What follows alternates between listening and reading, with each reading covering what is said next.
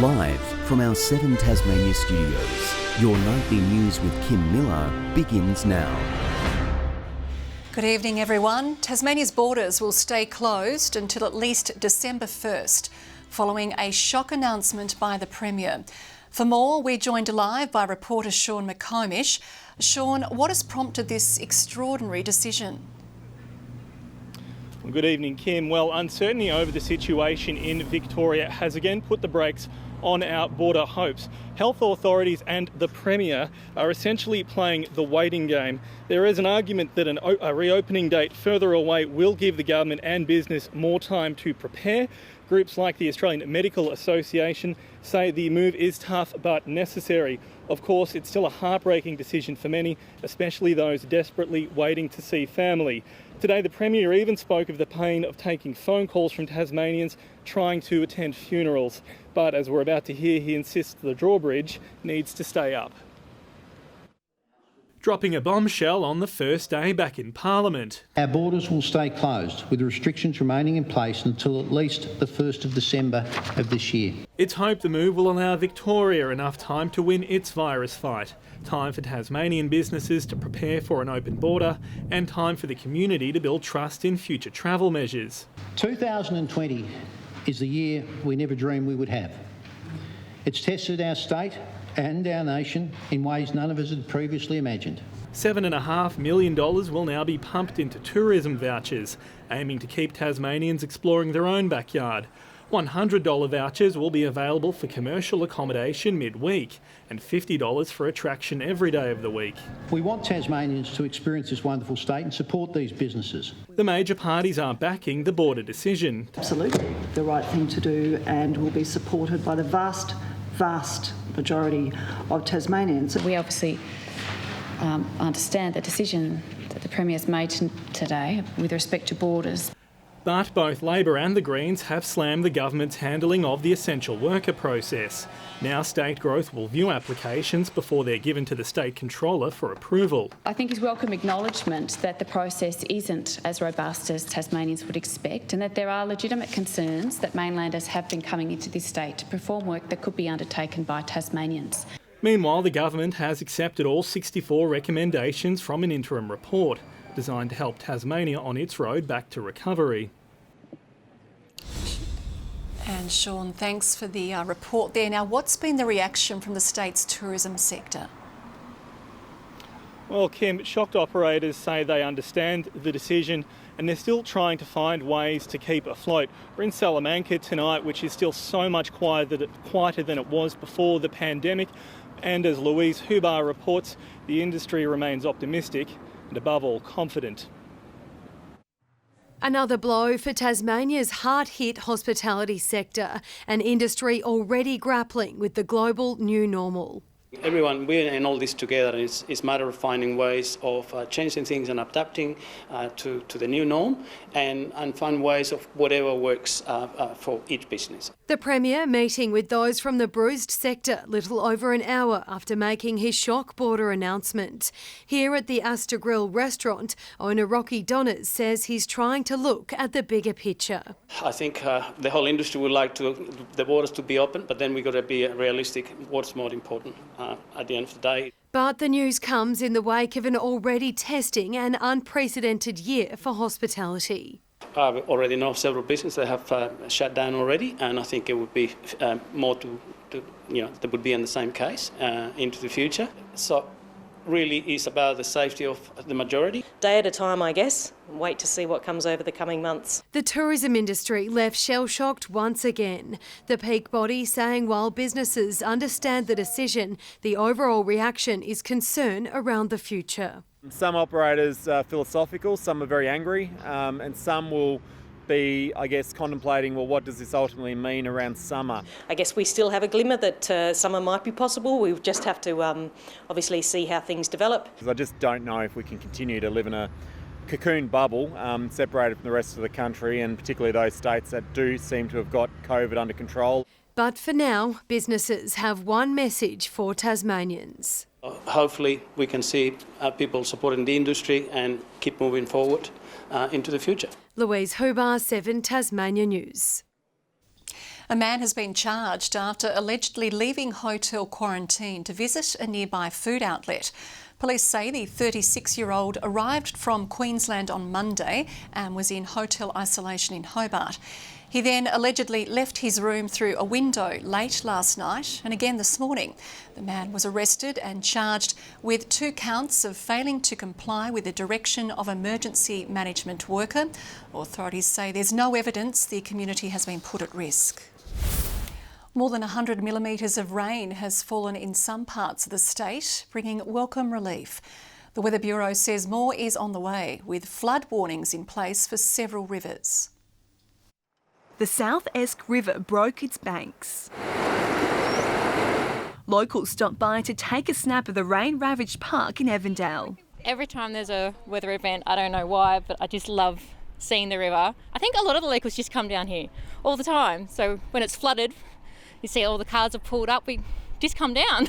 Youngtown resident Andrew Hoggett made the most of it, fishing in the floods. I don't think the trouts really worry if it's raining or anything like that, but just fill the day in. We do have a series of minor flood warnings current at this stage. So that includes 4 rivers, the Meander, the Macquarie, the Jordan and the South Esk rivers. Sheep in Deddington shrugged off the droplets the best they could, while the Trevally Dam roared with torrents of water spilling down. In the last 3 or 4 days, the highest rainfall amounts have been around the eastern half of the state. We've seen around about 139 millimetres in the northeast as the maximum fall that occurred at Orishtown. I also saw 134 millimetres at Grey. In Avoca, picnic tables went under and the ducks enjoyed the extra splash room. Several roads in the north were closed today due to flooding, including here in Avoca. But by midday, the water had subsided in many areas, allowing roads to be reopened.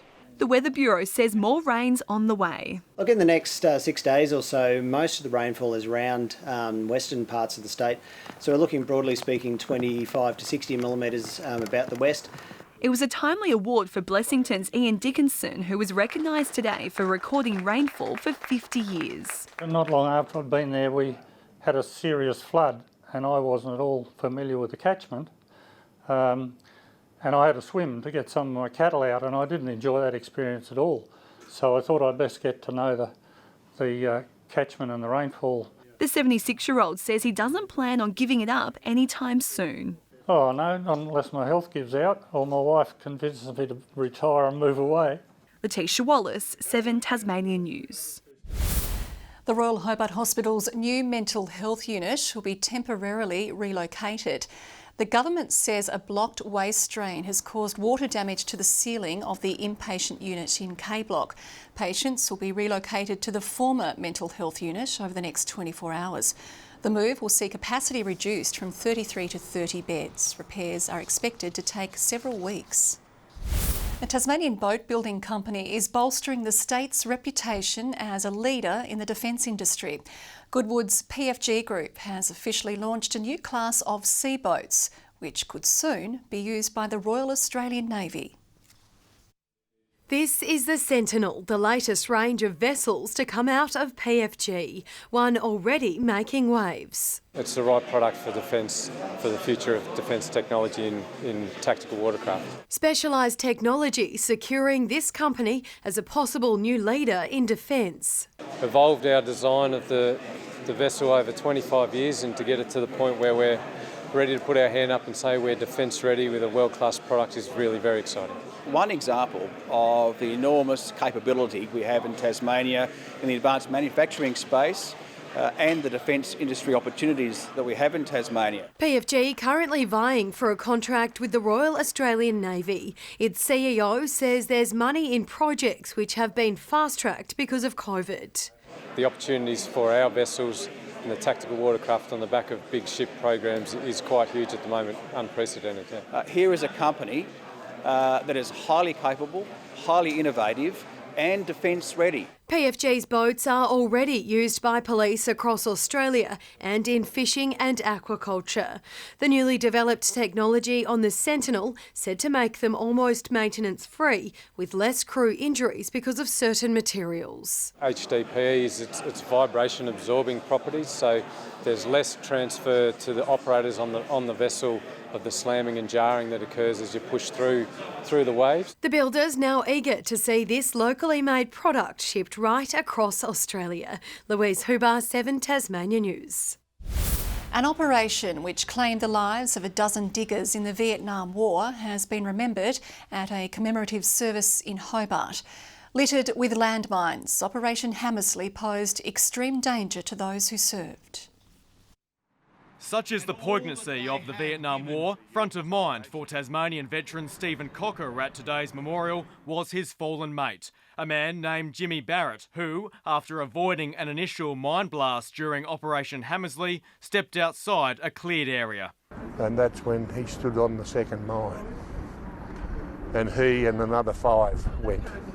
Today's service was, of course, in memory of all who served, but a special focus was on the 1970 operation in which Mr Barrett was killed. History's a wonderful thing. And if we learn from history, we'll never make the mistakes of yesterday. Today was a chance to learn about that history 50 years on, punctuated by war's most spine-tingling sound. Then the sound of silence. The mission to secure a strategic quarry site ended with 12 Australians killed, 59 wounded. A further 2 died in the days following.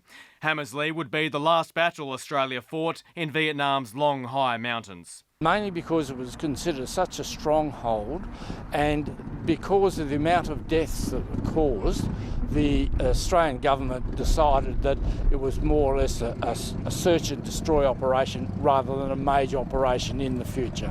More than 2,000 Tasmanian soldiers served in Vietnam, 16 never returned alive. Tom Johnson, 7 Tasmania News.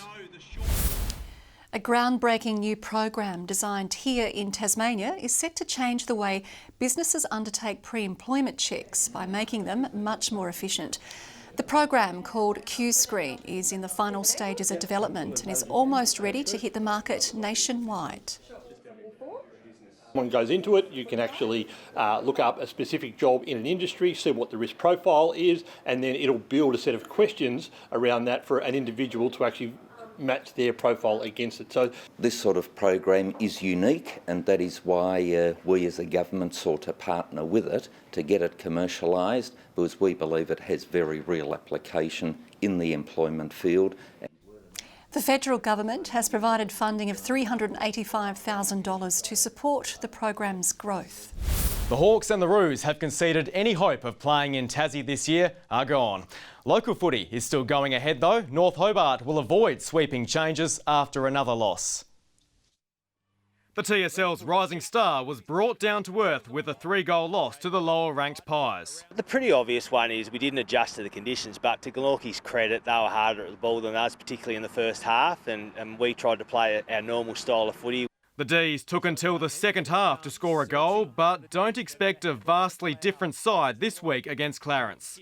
The boys have had one bad game out of 5, so you don't want to be swinging the axe just for one poor performance. Hawthorn and the Kangaroos have raised the white flag on playing in the state, while the beefed-up border closure also affects the Women's Big Bash, which had games planned for Tasmania in October. The Supercars has told 7 Tasmania it hasn't given up hope of hosting a round at Symmons Plains before the year is out. Meanwhile, 3 Tasmanians have re-signed with North Melbourne in the AFLW. Mia King and Ellie Cavalis have inked 2-year deals with the club, while Daria Bannister signed a 1-year contract extension. Premier League hockey is bracing for a series of midweek fixtures. Diamondbacks are the hunted in the women's competition after knocking off ladder leader OHA 2-1. Every time you were on the pitch, it was not frantic, but you just always had something to do. At the other end of the table, 2 winless sides, Canterbury and University, face off tonight. It would be really nice to get a win today. we've been really struggling, so it'd be nice to get some positive energy. We've been training really hard. And Riley Meredith will head to England this weekend alongside Matthew Wade as part of a huge 21-man squad for a limited overs series. If selected, it'll mark Meredith's debut at the national level, but his hopes hinge on staying fit and healthy. Obviously there's the COVID side of it, but if you wake up with a headache or a sore throat, then you can't train or play that day as well, so you just have to sort of cover all bases. Good evening. Hobart, Launceston and Burnie all 15 today. Devonport reached 14 degrees. 15 was the warmest around the state, also recorded at Smithton, St Helens, Friendly Beaches and King Island. Flinders Island, Lowhead and Strawn 14, Grove and Ouse 13, Lyawenia low with -2. A band of cloud did cross Tasmania today, bringing showers to the north with lighter falls over the south and east. Low cloud sits over the Bight, the southeastern states and the southern tip of Western Australia. Most of the rest of the country cloud-free. A cold front clips our north with low pressure zones to the west tomorrow. Troughs sit north and south of a high that is encroaching the nation's interior. Winds north-norwesterly, mostly up to 10 to 15 knots, but to 20 knots over northern waters with light winds inland. Minor flood warning. That's current for the South Esk, Macquarie, Meander and Jordan rivers. Hobart expecting a top of 14 with a possible shower developing. Early fog for Geeston, a shower later, 13 the high and 12 the top for Bothwell. Launceston 12 with showers, Devonport the same, 11 the high for Cressy. Burnie expecting the same sort of deal, showers and 12 degrees, 12 for Strawn with showers easing. Curry on King Island the same, 13 for St Helens with a shower or two, Swansea 13, Orford a possible shower and 13.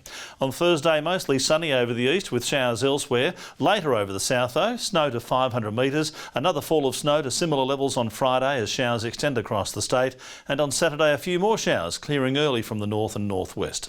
Partly cloudy weather for Perth tomorrow, showers in Adelaide and Melbourne, mostly sunny in Sydney but becoming windy there, warm further north. Partly cloudy, Hobart 9, 11 degrees in Launceston, Devonport 11 degrees as well. So much has been going on here, Kim, lately that we've nearly noticed, or not noticed, that Tommy Johnson's back reading the sport. But today we've been bombarded with emails, letters, cards and even telegrams from his fan base out there. Great to see him back, and we thank all those in the nursing homes and retirement villages for their support.